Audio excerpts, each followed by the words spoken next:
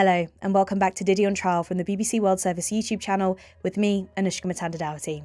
Today's episode is packed. Diddy's ex-girlfriend has spoken out in a brand new documentary. Diddy's team say, not so fast, we watch all these interviews and we see what you say about him. Diddy denies it all. As well as that, well-known accusers of P. Diddy face a $50 million lawsuit. And Diddy's team say, all pretense of objectivity has been abandoned as a global audience feasts at the all-you-can-eat buffet of wild lies and conspiracy theories. And Cheyenne's Rolling Stone magazine investigation drops. And Nathan claims that the whole encounters were meticulously planned by Diddy. He claims that Diddy almost acted as a voyeur and he would pretend to leave the room and then kind of sneak back in and crawl in on his hands and feet like he's watching something that maybe he shouldn't be watching. Helping me go through it all is our resident dream team, criminal defense attorney Shaun Kent and Rolling Stone senior investigative reporter Cheyenne Roundtree. Hi, Shaun. Hey guys, how are y'all doing? Hi, Cheyenne. Hi. So first, we're going to have a look at the documentary, the ID Rolling Stone documentary that dropped on Monday and Tuesday. And there's a lot in it. It was 4 hours long, I believe, both parts. 4 hours with the special at the end of it. 4 hours with a special. And we know that we've had a kind of an influx of Diddy documentaries as lots of different teams' investigations culminate and they show us what they found. One of the bits that stood out to me the most was the testimony of his ex-girlfriend. Cheyenne, could you just talk us through exactly what happened there? Yeah, so an ex-girlfriend of Diddy's comes forward for the first time. One is his ex-girlfriend, Kat Passion. And she had a on and off relationship with Diddy. She says that she met him in Los Angeles around 2016, but they wouldn't truly connect until 2018. And that 2018 is pretty significant because that is the year that Cassie broke up with him. And that's also the year that Kim Porter died. So Kat kind of explains that she was also mourning the loss of a close friend. And at this juncture of both of their lives, they just kind of connected in their kind of grief. And she says they would go on to have this relationship of, in 2019, they were always together, inseparable, she says. And there were some red flags that came up that year and ongoing. The pandemic happened. And so she's from Canada originally. She's an actress and a model. And she went back to Canada to ride out the pandemic. And then she reconnected with Diddy around 2021. So 2021 is when Diddy is starting his love era. And I think we've seen the Love Off the Grid album. And, he has all these red lights around him. And Kat says that she was actually there for when he was first kind of putting the wheels on the truck of what would be the Love album. And she says this was summer 2021. They were in Malibu in this amazing mansion working on this music. And she says that on the last night that she was there, she claims that Diddy started doing a drug called 2C. It's a combination frequently of ketamine and ecstasy. And it comes in it's pink, it's powdery, sometimes called pink cocaine. But Kat says that he was taking it all that last night she was there. And she claims that she went to bed, he continued on partying, and then he came looking for her. And she kind of stops herself. She doesn't go into detail, nor does she have to, but she just describes that it wasn't consensual. There's diary entries that she writes that he turned into a monster, that he wouldn't listen to my no. And I think we all get the gist of what she means by that. So this is a really harrowing encounter she describes where, she says it's non-consensual and that she vowed to never see him again afterward. And Diddy's team have responded to this documentary. It says these documentaries are rushing to cash in on the media circus surrounding Mr. Combs, so it's grouping them together there with the other documentaries that have come out. The producers failed to provide sufficient time or details for his representatives to address unsubstantiated claims, many from unidentified participants whose allegations lack context. By withholding this information, they made it impossible for Mr. Combs to present facts to counter these fabricated accusations. This production is clearly intended to present a one-sided and prejudicial narrative. As we've said before, Mr. Combs cannot respond to every publicity stunt or ridiculous claim. He has full confidence in the facts and judicial process. Where the truth will prevail, the accusations against him are pure fiction. So that's the sort of overarching statement they've given about this documentary. Now, what Kat has delivered there is first-hand testimony of something she says happened to her. Did Diddy's team directly respond to this allegation? Not to my knowledge, no. I think he gave kind of a blanket denial that his team keep using, which says that he has never sexually assaulted or sex trafficked anyone. They say man, woman, adult, or minor. So across the board, they deny that Diddy has ever sexually assaulted anyone. Yeah, so we have to bear in our minds that first-hand testimony is important, and it's important that she gets the right to tell her story, but we can't corroborate what happened in that moment because nobody else was there. But you did mention diary entries. Yeah, in diary entries, Kat, from that time, June of 2021, Kat writes about what she felt in this moment. And then she actually says 2 weeks later, and she also documents this in her diary as well. She claims that she got a call from one of Diddy's team members, and Diddy jumps on the phone and he threatens her and says that he could have her deported back to Canada, and along the lines of, you don't know who you're messing with. And so these are all kind of contemporaneously wrote down, like kind of put down in her journal, that she shows as kind of corroboration for her story. She also alleges a threat of violence. Yeah, one thing that stuck out to her was that they were having some type of conversation. She says that she says something back to him that was maybe kind of snarky or, just gave it back. And she says that he came up and just put his hand over her throat, not actually touching, but almost hovering. And it's like this moment of a standoff where she's kind of scared, but she's like, you better not go a step further. And he kind of laughs it off, plays it off. Nothing really happens. But she says that he would say something along the lines of, I'm trying to do things differently in this relationship. This documentary came out Monday night, Tuesday night. Could the grand jury, start putting subpoenas in the hands of people like Kat? Yeah, 100%. That's the thing about the grand jury is the grand jury is an investigative body and they never actually stop. They can reconvene. So if I don't want to say our grand jury just goes rogue, but technically if a grand jury is watching something, this is information that they can ask for to request so they can get more information and make sure they're doing the right thing. We need to talk about this $50 million lawsuit that's been filed. I mean, last weekend, me and Cheyenne both woke up to it being in our inboxes sent by Diddy's team. So that was a new one. They were letting us know that they are suing Courtney Burgess, Ariel Mitchell Kidd, and News Nation. Cheyenne, can you talk us through who is Courtney, who is Ariel? Well, Courtney is a kind of described as a fringe player in the hip hop kind of media space. And he has emerged as part of this Diddy universe as claiming that he was the one who was given Kim Porter's, Diddy's late ex-partner, her diary. And if you remember from earlier episodes, this diary caused a lot of headlines. There's a ton of uncorroborated, salacious claims in it. And Courtney has emerged in saying that he was kind of part of the group or the person that actually had these, quote unquote, lost files of Kim. So that is who he is. And then in the fall, Courtney pops up with his attorney in New York City saying that he had a subpoena and that he was going to testify for this grand jury. The reason why that is odd is because grand juries are supposed to be completely secret, and then you have a supposed witness standing up outside the courtroom with cameras in his face saying, I just testified. And he also claimed to have alleged videos of Diddy allegedly engaging in sexual conduct with people. So it's a really bombshell claim, and it hasn't, to my knowledge, hasn't been corroborated. And Ariel Mitchell Kidd is his attorney who was alongside him there at the courthouse talking about these alleged videos. But she also represents another Diddy accuser, Ashley Parhams, who came forward in a Peacock documentary talking about her alleged experience with Diddy in 2018 in the San Francisco area. Shaun, is it normal to send press outlets lawsuits? So why might they do that? Oh, it's not normal. Not in the slightest.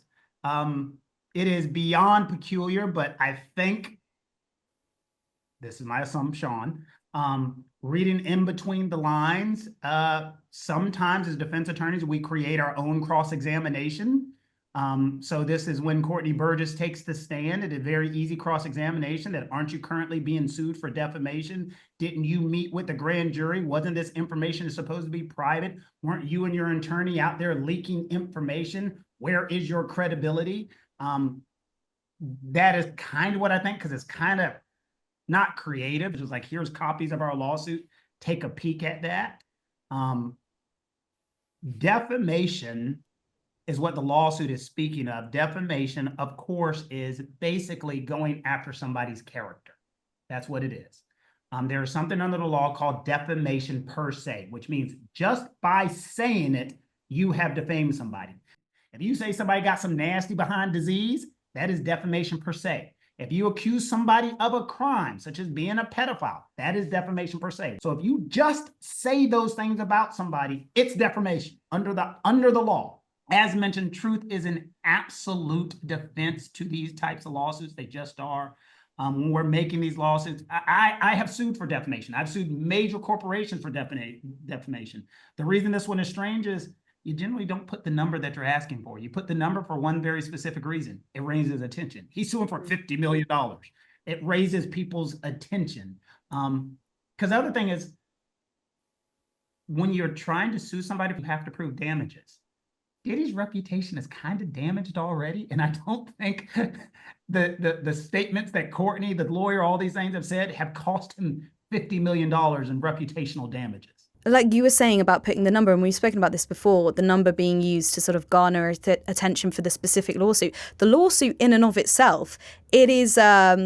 it's got some oomph to it. British lawsuits, they do not write them like this. They're quite boring. But if you actually read it, it's got a lot of really colourful language. It says, this case is about the defendant's willful scheme to broadcast and fabricate outrageous lies concerning Mr. Combs, and then to leverage those falsehoods to gain social media fame, enrich themselves, and strip Mr. Combs of his reputation, livelihood, and right to a fair trial. I just want to pause there. It's not their responsibility that he gets a right to a fair trial, is it? Not in the slightest. But that's where they have to prove their damages in a lawsuit, and that's where the damages are. They're saying this is where the $50 million. The allegation is, you bringing this lawsuit hurts my ability. You bringing this lawsuit has hurt the public perception about me. I could go to prison because of the statements you have made, Mr. Burgess, these lying statements. I could go to prison, and that's costing me money. That's why they put that in there. So this is what the lawsuit says. The defendants have, quote, been fueling a media frenzy, fabricating outlandish claims and stirring up baseless speculation, vying to outdo each other in a shameless competition to draw attention to themselves with no regard for the truth. In this pitiful spectacle, all pretense of objectivity has been abandoned as a global audience feasts at the all-you-can-eat buffet of wild lies and conspiracy theories. Defendants are among the worst perpetrators in this offensive scenario. So, top marks for metaphors, descriptive language. I mean, it's really evocative. It's very powerfully written. They're saying the reason you've been booked for so many interviews and the reason you've received money and you've enriched yourself is because you made up lies, right? That's the main accusation. And it is descriptive. It is aggressive. The language is crazy. But if you've been paying attention, as I told you, an indictment is nothing more than a lawsuit. So if we go back to how this all started, from the indictment from the federal prosecution mentioning the baby oil and all of this other stuff, everybody puts this aggressive language in there. So let's not just go after Diddy's team for saying, how dare y'all put this aggressive language? Everybody puts it in. If you look at the Cassie lawsuits, you look at any of these lawsuits, this aggressive language, pictures of the balcony, all these things. This is what we do because we know that these lawsuits are going to be read, and we want everyone to read them. And when they read them, it's a case of first impression. So when the lawyer wrote this, he wants people to read it and feel bad for Diddy. I don't think that's going to happen, but that's what they want when you read that lawsuit. Yeah, and we asked Ariel Mitchell-Kidd, Courtney Burgess, and News Nation for a response, and they haven't got back to us. Ariel has told People magazine, this is just a pathetic ploy to silence victims and people who stand up for victims. I look forward to countersuing and ensuring the court punishes not only Diddy, but also his lawyers who filed this pathetic lawsuit for this frivolous and meritless filing. Courtney Burgess has also been quoted by the New York Times as saying, I'm standing by my word. He had a lot of nerve to want to sue somebody when he's going to rot in jail for all the things he's done. So that's kind of what we're working with here, the allegations. The specifics are that Mr. Burgess, so Courtney Burgess, claimed he possessed videos of Mr. Combs involved in the sexual assault of celebrities and minors, and he repeated that claims many times. Now, the issue with News Nation is that they allege that they repeated and amplified the lies as if they were true. Thus, they were rebroadcast on social and traditional media platforms that reach millions of viewers in the United States and abroad. And he did go on News Nation and claim to have so-called freak-off tapes, 8 of them. We asked Mr. Burgess if he stands behind these claims. He did not respond. Cheyenne, I know you mentioned this earlier, that Courtney he came down on the steps and he revealed that he was a witness that the grand jury had called. When I was looking on social media, it seemed that imbued him with some sort of credibility. But Shaun, the grand jury, they can call anyone, right? It doesn't mean that they have anything useful to say. They are in an investigative body. They are listening to your information to see if you can have any information that can give them information to seek an indictment. You may have given them information and that grand jury could wholly say, you know what, Courtney Burgess has no credibility. We're not going to use his information. So just meeting with the grand jury doesn't mean anything whatsoever. Let's say, for argument's sake, he was credible in front of the grand jury. The cross-examination, as I've always talked, is always the most important part of the trial. And the cross-examination is, you have been sued for a $50 million defamation case. You understand where we're going with this? So the cross-examination writes itself. This is clearly a cash grab. Mr. Burgess, how many shows have you and your lawyer gone into peddling this information? How much money have you gotten as a result of this? As a result of Diddy, you will make more money if Diddy gets convicted, won't you? It just writes itself. Right, so this lawsuit is essentially the cross-examination on paper if he did take the stand. That's the way I read it. And I just read it as we just said. I was just going through it in a very cursory glance. It's cross-examination. The issue then that they have with his attorney, Ariel Mitchell-Kidd, is that she repeated the claims, and they say she knew the claims were false, or at a minimum, she was utterly reckless in disregarding their falsity because no such tapes exist and because Mitchell never saw a video depicting Mr. Combs sexually abusing anyone, adult or minor. Now, Ariel didn't say she saw a video. She said she saw screenshots or stills of a video, but from that, she was able to verify that it was Diddy engaged in some sort of sexual activity with another person who she says, I venture to say, they're more high profile than Mr. Combs. Say if all you needed to defend Ariel, she could have a good faith belief, right? That those stills that she saw do verify that this was a pornographic tape. The good faith belief would be, remember, in the filing of a lawsuit. This is not a filing of a lawsuit. So if you were to file a lawsuit is where the good faith belief comes from. Simply making statements to news media and so forth, the question would be, how is this helping you in the representation of your client? Because you're not filing a lawsuit on behalf of Mr. Burgess or the outside person. You are simply speaking to speak. And then we get to the allegations about News Nation saying that they didn't check or corroborate any of these claims before they broadcast them and spoke about them as if they were absolute truths. Cheyenne, when we're corroborating information that's given, it's also common to do a right of response. Can you just talk briefly about what that actually is? Yeah, so a right of response, or what we call maybe a comment request here in the States, is just before we publish or air anything, we always, or are supposed to always, reach out to the person, the claims are being made against, so they have a chance for their side to be given as part of our report or as part of our broadcast. News Nation didn't respond to us, but it's alleged that they didn't go to Diddy for comment at all. Part of a journalistic process is to reach out to the other side just so they have their chance to defend themselves or to explain their side of things. And so if you don't go out for comment, it just kind of creates a one-sided narrative, which as journalists, we don't want that ever. And that's for every new claim you make about, in this case, Diddy, we'd have to reach out to his team and put that to them, which is why they hear from us every week or sometimes every day. But in the lawsuit, they're saying that that's not what happened, and it was allowed to be spoken about as if it was an absolute truth. So we asked News Nation, and they haven't responded about that. And just as a final question, how can this actually proceed until he's dealt with his criminal trial? Can they sit for a deposition? Or do we have to wait until the federal trial's over? Nothing is going to happen. Why? Diddy has a fifth amendment right to keep his damn mouth shut, and he is going to utilize it. There cannot be a deposition. No one's going to force him to sit for a deposition. And until you take his sworn statement, these lawsuits cannot go through. So I don't think anything's going to happen until his criminal case happens. And people get confused. They're like, all right, let's say for argument's sake, his case happens in May. Okay. Let's say he is convicted. It's like, okay, now he can sit for a lawsuit. Well, now he still has appeals. His appeals will take years. And so I don't see these lawsuits happening anytime soon. Against him, mind you. Now, against some of the other party, they could, but the other parties will say the same exact thing. We're not doing anything until we can take Diddy's deposition. So I just don't see anything happening anytime soon. Even though it sounds like this big shotgun explosion, nothing's going to happen. And I just want to say once again, we have reached out to Ariel, Courtney, and News Nation about these allegations and have not yet received a response. However, as I mentioned, Ariel has told People magazine this is just a pathetic ploy to silence victims and people who stand up for victims. I look forward to countersuing and ensuring the court punishes not only Diddy, but also his lawyers who filed this pathetic lawsuit for this frivolous and meritless filing. Courtney Burgess has also been quoted by the New York Times as saying, "I'm standing by my word. He had a lot of nerve to want to sue somebody when he's going to rot in jail for all the things he's done." Well, thank you so much for sparing the time and joining us today. Cheyenne, you're back with us later on to fill us in on your brand new investigation. Shaun, I'm sure you're fighting many battles wherever you are. Have a great rest of your day. Thank you so much for having me.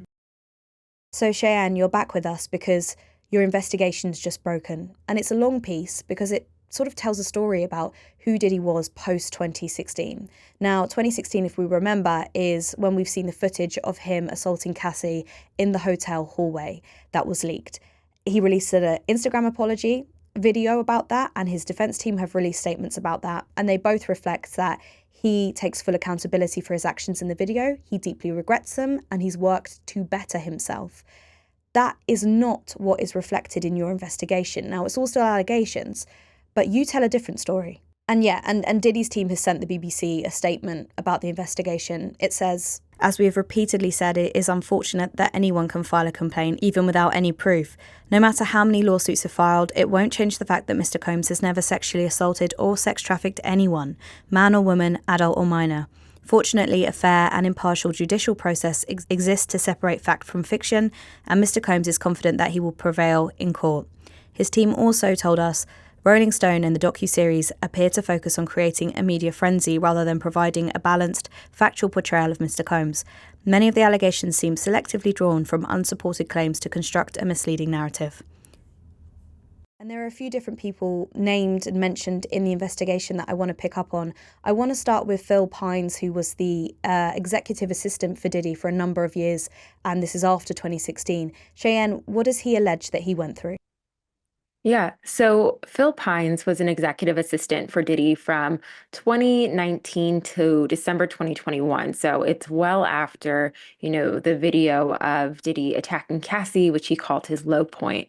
And Phil kind of gives the biggest insight into what Diddy's day-to-day life looked like at this period.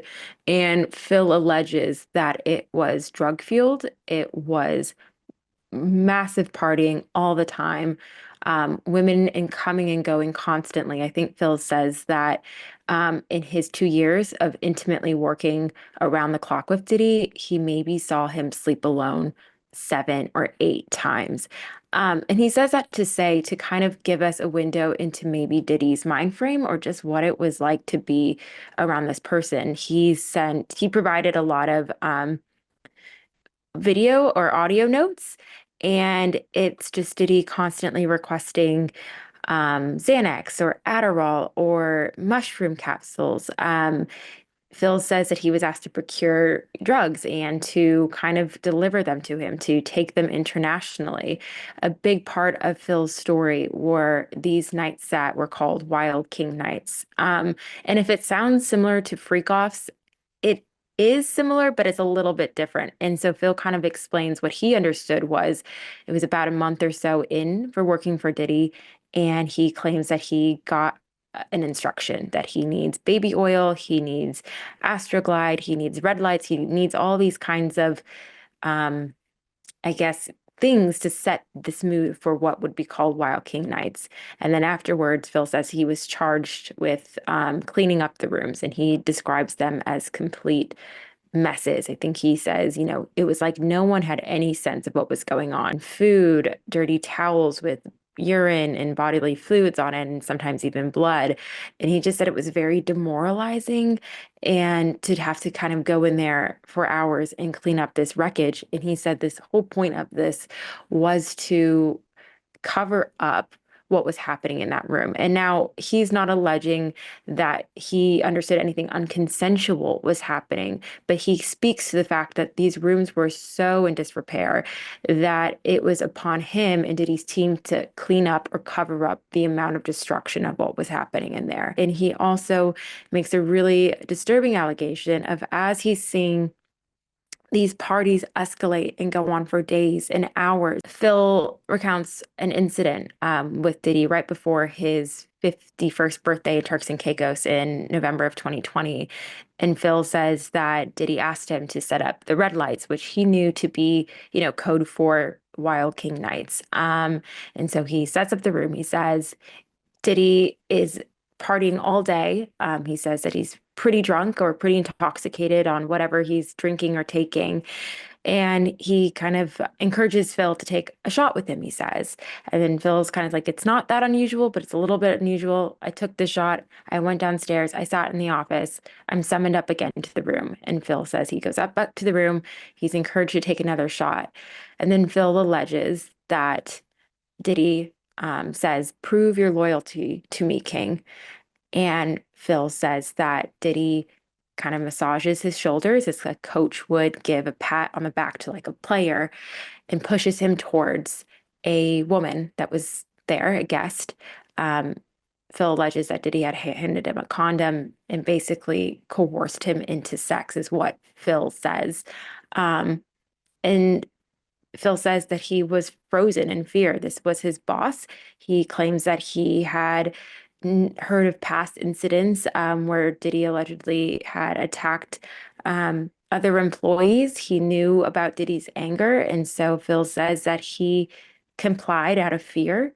And he says that he, made sure the woman was okay. He engaged for a little bit. And then Phil says as soon as he felt it was safe to leave, he didn't see Diddy somehow, that he got out of the room. And he says that the incident had kind of stayed with him for a while, and that he instantly was just kind of distraught about what happened. And so that's kind of Phil's story. And he ended up leaving in December of 2021. This past December, he filed a lawsuit against Diddy with those same allegations.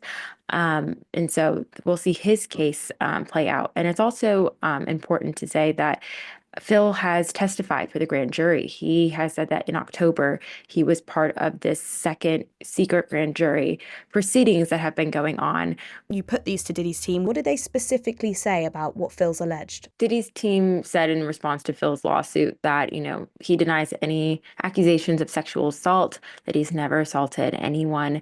And they say anyone could file a lawsuit. So they are kind of blanket denying that Diddy ever assaulted anyone or coerced anyone into anything. So your investigation covers Phil's allegations, which were already in a lawsuit, and it also references another lawsuit about an event that took place in Christmas 2022 that involved a stewardess on a yacht called Grace. Cheyenne, what does she allege happened to her? Grace alleges that she was a stewardess on this super yacht that I think the charters sometimes run for $1 million a week. So this very luxurious super yacht that Diddy had chartered for a period over the holidays in 2022. On Instagram, I think we've all seen some of the posts from Diddy at this time. He's posing with his newborn daughter, Love. All of his kids are there. They're jet skiing. He pretends he's Black Santa. It's kind of this fun, wholesome family trip. But Grace alleges that that charter was actually a hellscape. She claims that there were sex workers falling unconscious all around the yacht, that they were kind of sprawled out, that during parties of she says that they would party throughout the night. She says that she believes some of the people had been drugged because after taking a single shot or having one mixed drink, that these women would be falling over and panicking and just speaking to this really chaotic environment. She alleges that one time there was a woman who was a guest on the boat was crying and locked herself in a room, and staffers had to escort her off the boat because the woman allegedly said she wasn't feeling safe there. So this whole charter just sounds like an absolute just mayhem. And Grace alleges that one night, that she believes she was drugged and that Christian Combs attempted to sexually assault her while she was working for him on the boat. And Christian Combs is Diddy's son, and Grace alleges that, he stripped off his clothes and tried to force her to perform oral sex on him. And this is an allegation we've heard before. Like I said, this is filed in a lawsuit, and we've spoken about these types of allegations, about corroboration, how it can be quite difficult. Yes, I spoke with a crew member who corroborated aspects of Grace's story, speaking to the environment on the boat, the crying woman that had to leave, and also knowing about Grace's accusation at the time. And they backed up what Grace alleged. Yes, the source did. And Diddy's team haven't formally filed a response to Grace's lawsuit, but in the past, their lawyer said that the claims were meritless and that they would be filing a motion to dismiss. That hasn't happened yet. And have you reached out to Christian Combs' representation, and have you received a response from them? Yeah, I've reached out to both Diddy and Christian Combs, and their attorney had previously said that that lawsuit was meritless and that they would be filing a motion to dismiss. That hasn't happened yet.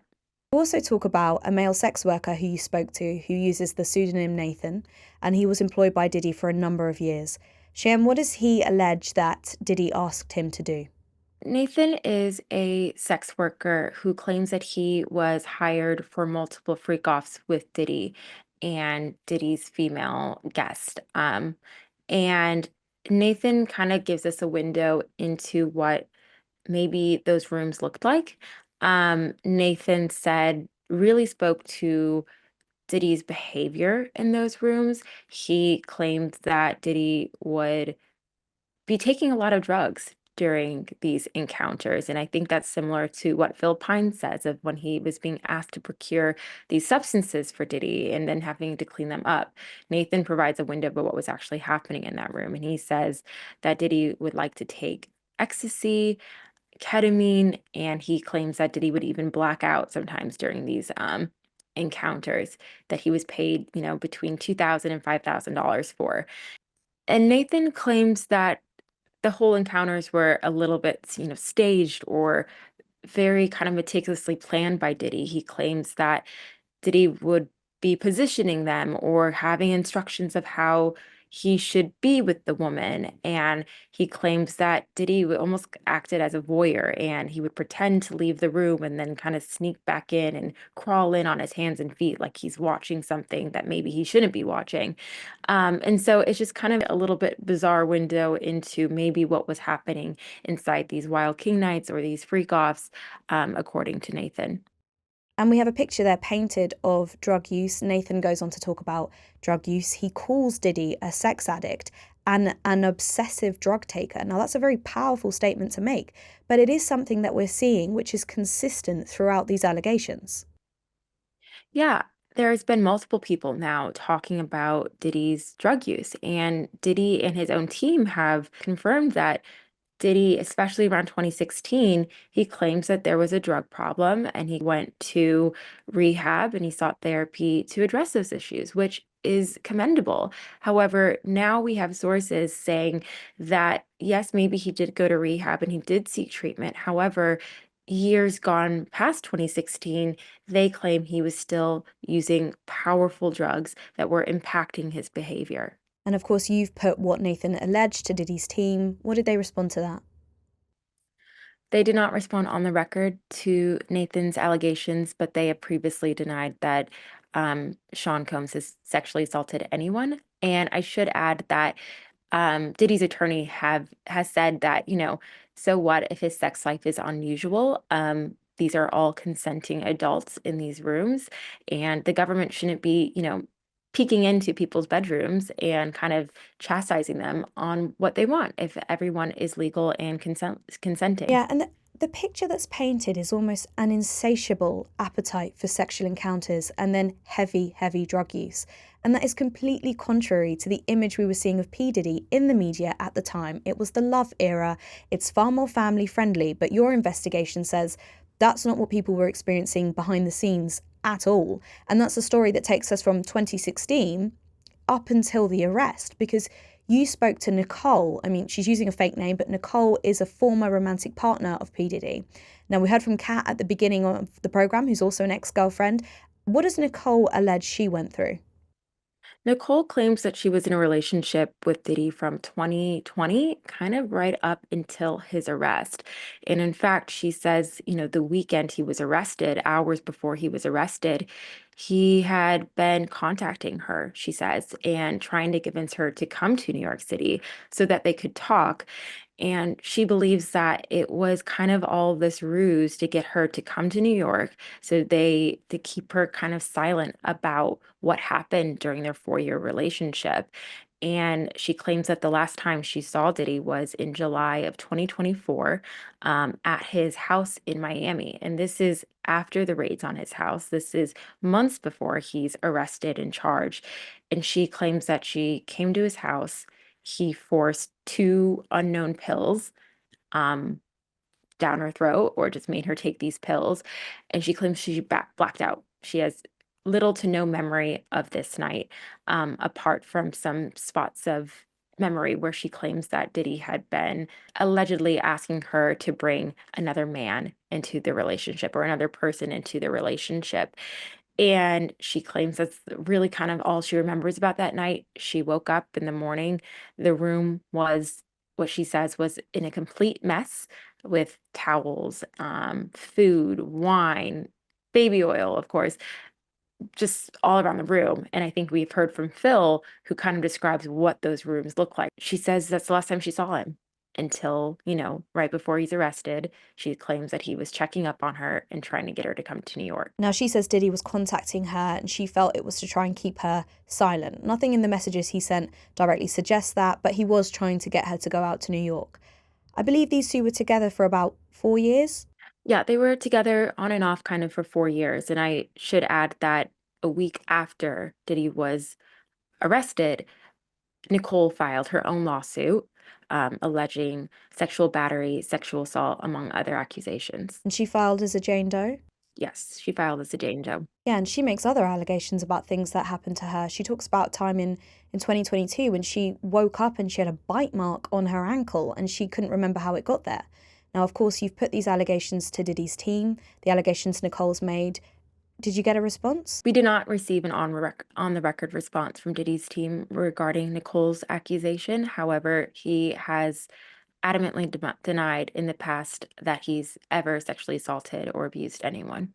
Diddy's team have sent the BBC a statement about this investigation. They say, as we have repeatedly said, it is unfortunate that anyone can file a complaint, even without any proof. No matter how many lawsuits are filed, it won't change the fact that Mr. Combs has never sexually assaulted or sex trafficked anyone, man or woman, adult or minor. Fortunately, a fair and impartial judicial process exists to separate fact from fiction, and Mr. Combs is confident that he will prevail in court. His team also told us Rolling Stone and the docuseries appear to focus on creating a media frenzy rather than providing a balanced, factual portrayal of Mr. Combs. Many of the allegations seem selectively drawn from unsupported claims to construct a misleading narrative. Cheyenne, thank you so much for joining us again and sharing your investigation. We'll see you soon. Thank you. That's it from this packed edition of Diddy on Trial from the BBC World Service. If you want to get in touch or ask us a question, you can WhatsApp us at +44 330 123 551. That's +44 330 123 551. I'm Anoushka Mutanda-Dougherty, and you've been listening to Diddy on Trial.